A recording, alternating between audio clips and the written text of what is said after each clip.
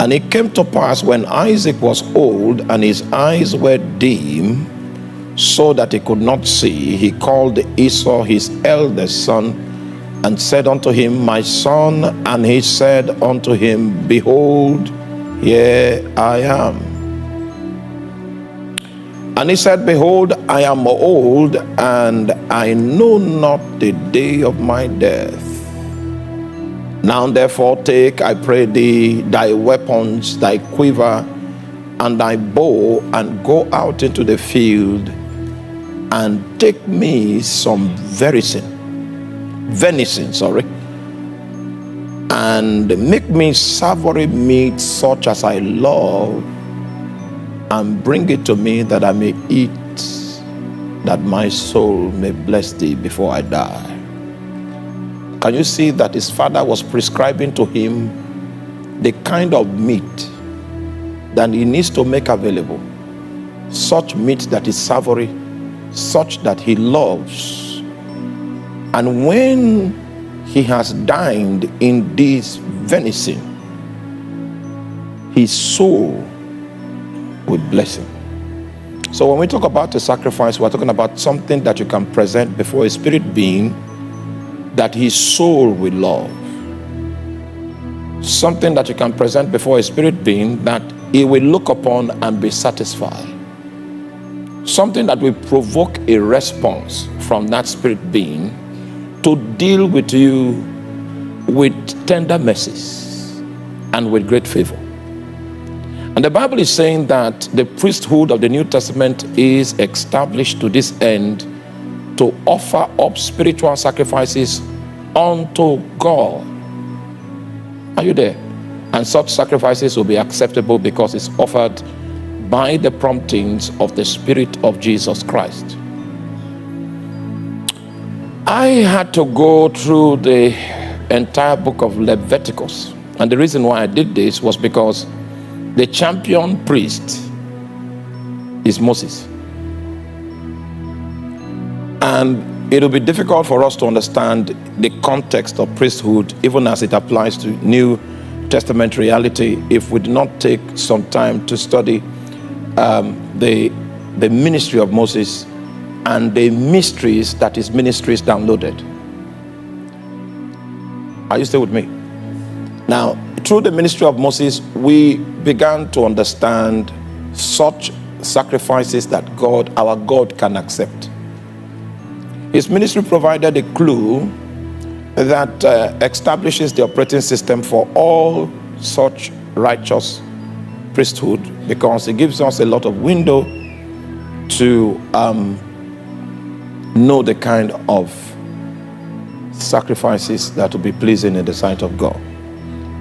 So the book of Leviticus happens to be our manual for this season. We'll take a theological look at it, understand its overview, and we must also note, because I need to present a few scriptures to us in our analysis of the book of Leviticus, so that we will transit from information to understanding.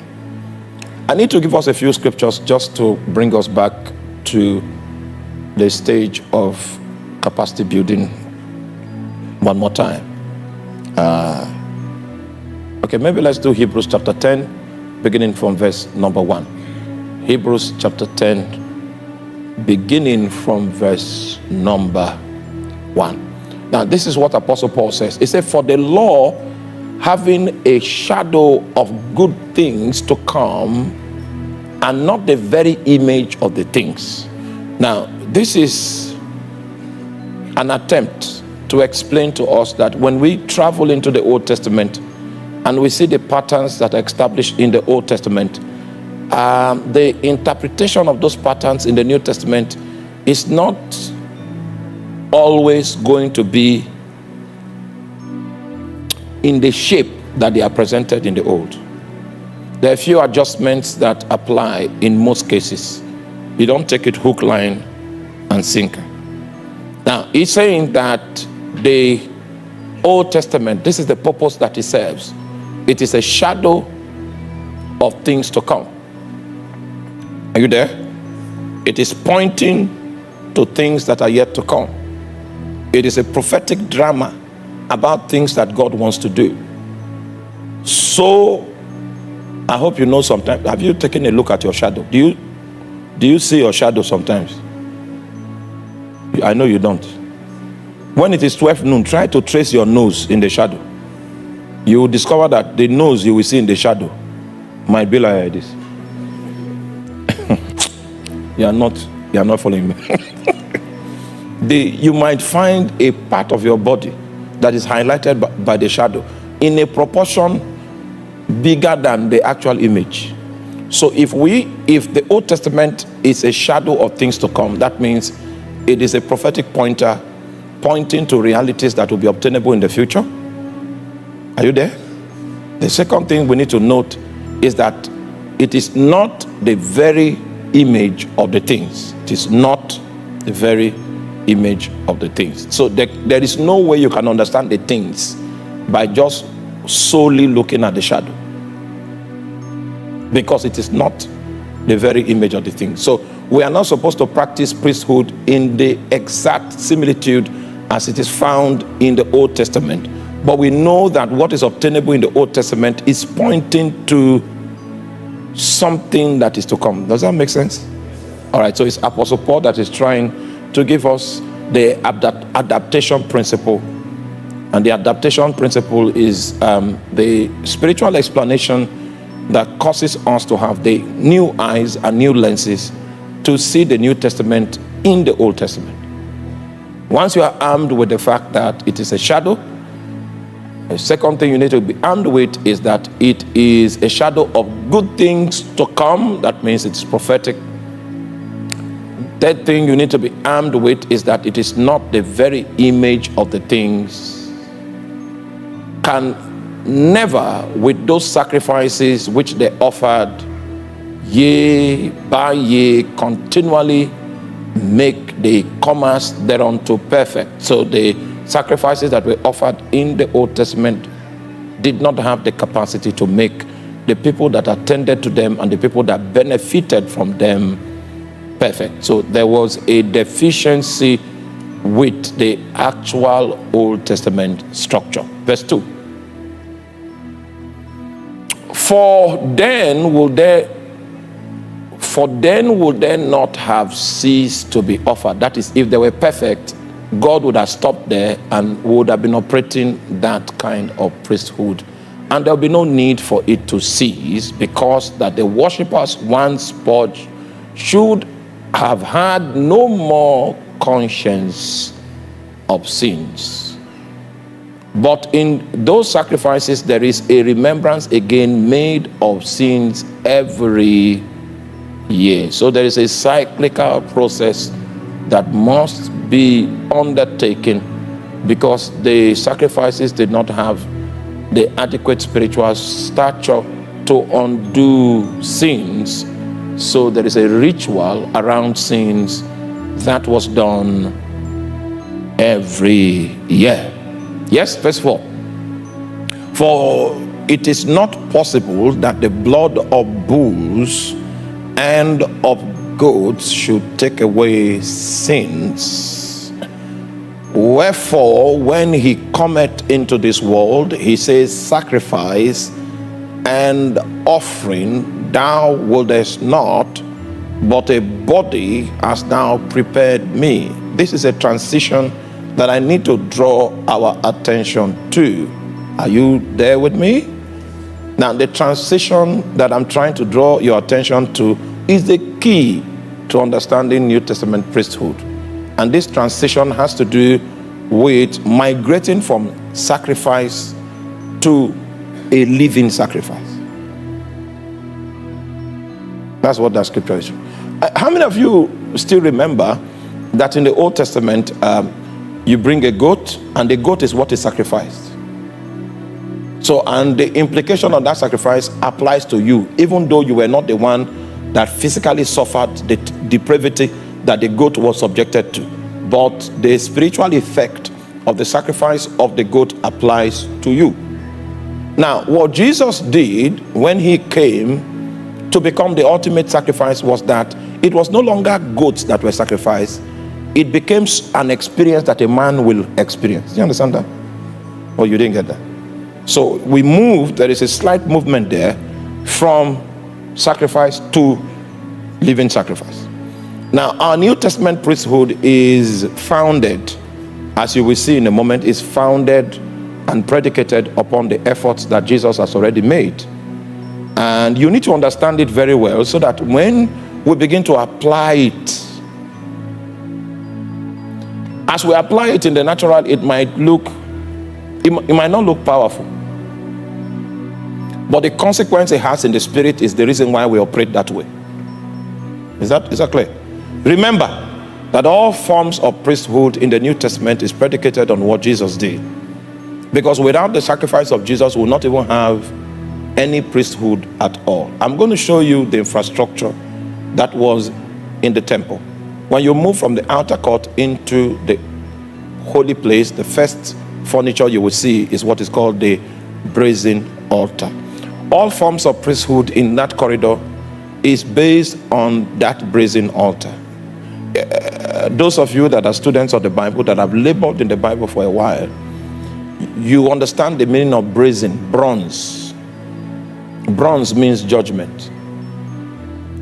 And judgment was what was revealed to Adam in the garden when God told him that in the day that you eat of this fruit, you shall surely die. That's the position of God's justice system. So the judgment that was already hanging over man on the account of that rebellion existed before man committed the infringement. Is that not how law is? You are not following me. That's how law is. I don't know, maybe Barrister Kasa will help us. If somebody steals a goat and it's confirmed that the person has stolen a goat, what is the likely penalty that is going to receive? Please arm him with a microphone, please. What is the likely penalty that the person... Please, when you are coming for Bible study, come armed, because you can be confronted with the microphone. What's the likely penalty that the person is to face if it is confirmed that the person stole a goat? The law that is already there will be applied against the person to the effect that he should either be imprisoned for a term of years, okay, or its equivalent of a fine. Okay, if someone breaks into a residence, yeah, and in his efforts somebody dies, what's the position of the law about that situation? Okay, that's a capital offense. It's a capital offense. Yes. So straight away he will. The law will require him to also be imprisoned for a term of years. For a term of years. Yes. You see. So what I'm trying to say is that the position of the law is already established about these crimes. It is not when you commit a crime that the law will be formulated to accommodate it. Yeah, yeah. The law already has penalties. Okay, that's what I just wanted you to confirm. Thank you. Now, so what we are seeing here is that God told Adam that if he eats of that fruit, that the judgment about that level of departure is already captured in the justice system of heaven. So when Jesus came, the major assignment of Jesus was to create an escape route for humankind, because humankind is already on the bad side of the law. And in order for Jesus to make a way for humankind, he had to receive that judgment. He had to submit to that judgment. So the ultimate purpose of Jesus in his ministry was to offer himself in order to satisfy the claims of divine justice, but the principle of substitution, so that you and me can have a way to experience life. So Jesus took our place in judgment so that we can take his place in life. That's the story of the gospel. Now, so all of our priesthood is based on the foundation of what Jesus did. So what Jesus did is what is referred to, or what is seen as, the brazen altar in the holy place. Are you clear? Are you there? So the sacrifice of Jesus is the biggest altar that you can ever find. And our priesthood is based on interacting with that is sacrifice and applying it in various fashions, in various forms. Because in Jesus, sacrifice passes to become a living sacrifice. Sacrifices previously were external things that were given. But the priesthood that Jesus came to manifest, which is the priesthood after the order of Melchizedek, it is human beings that become the sacrifice. You get that? Oh, you didn't get it? Wherefore, when he cometh into the world, he said, sacrifices, offerings, thou wouldest not. It means that the sacrifices that were offered in the Old Testament did not really have the ability to undo the things for which they were offered. So when Jesus came, he says, sacrifices, burnt offerings, that you would not, but a body you have prepared for me. The reason why you have given me a body is so that I can become the ultimate sacrifice. Can you see that the sacrifice now has moved from animals and it has moved to a man? You get that? A body. That was the reason why Jesus was assigned a body, so that he can pay the ultimate price, the ultimate type of sacrifice that will be pleasing in the sight of God, that will satisfy the claims of divine justice. Go on. In burnt offerings and sacrifices for sin, thou hast had no pleasure. Go on. Then said I, lo, I am come in the volume of the book, as it is written of me, to do thy will, O God. Yeah? Above, when he said sacrifice and offering and burnt offerings and offering for sin, thou wouldest not, neither has pleasure therein, which are offered by the law. It means the law did not satisfy God. It only appeased God for a time. And that is why it was repeated, because it was just a means of appeasement. It was not a means of satisfaction. So the claims of divine justice were not satisfied under the law. If you come and bring a bull and sacrifice, it might cover your offense for a time.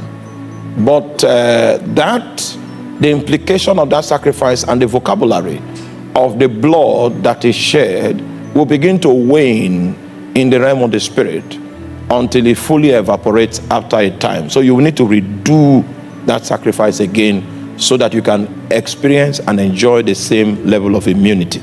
Are you there? All right. So the reason why the sacrifices had to be cyclical and continuous is because they did not have the ability to satisfy God. Now, this is January, so most of you bought Christmas goat, bought Christmas ram. Please, what is the average cost of Christmas goat? Pastor Chooks, I know you, a goat laid down its life so that you could celebrate. What was the cost of that goat?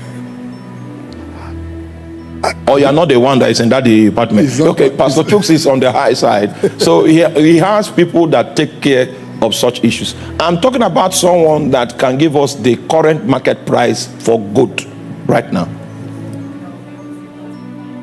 Huh? You know, I've not been to the market for a long time. Very long time. Okay, somebody's coming up here. I'm hearing 45,000. What? 60,000, depending on the size of the stomach. Now, okay. Let me ask you a question. If every time you lie, you will need to bring a goat to consider 2023, how many goats would you have been required to make available? So if you study the book of Galatians, you will find the terminology called the curse of the law. Have you seen that? The curse of the law. You know what the curse of the law is? the requirement for sacrifices, for offenses. Even if you are a billionaire and you are offering one goat of 60,000 naira per lie, and maybe the one for fornication might be ram. The other day we were sending somebody with bride price to go and pay for a lady in Botswana. It was 7 cows.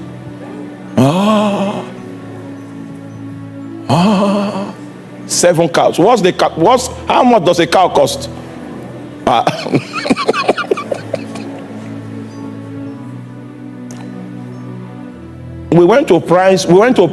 didn't know that it's only in Nigeria that they price around bride price.